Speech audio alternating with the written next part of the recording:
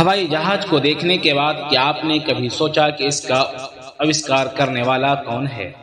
کون ہے جس نے اس تکنیک کو ایجاد کیا ہے؟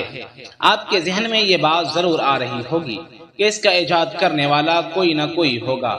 تو چلے دوستو، آج کی اس ویڈیو میں بات کرتے ہیں دنیا کے اس انسان کے بارے میں جس نے سب سے پہلے ہوا میں اڑان بھرا اور کئی گھنٹے ہوا میں رہنے کے بعد لینڈنگ کر لیا۔ جیسے جیسے دنیا نے ترقی کی ویسے ویسے تمام چیزیں آدھونک بنتا گیا اور ترقی ہوتی گئی اور تمام چیزوں میں تبدیلیاں ہوتا رہا۔ انہی میں سے ایک ہے ہوائی جہاز۔ وقت کے ساتھ ساتھ اس میں بھی بہت تبدیلیاں دیکھنے کو ملی۔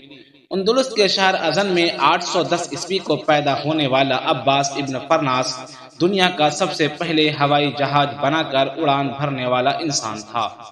انہوں نے اپنی تمام عمر قرطبہ میں بسر کی اور اپنے علم و حکمت کی بنا پر اس زمانے کے عظیم ترین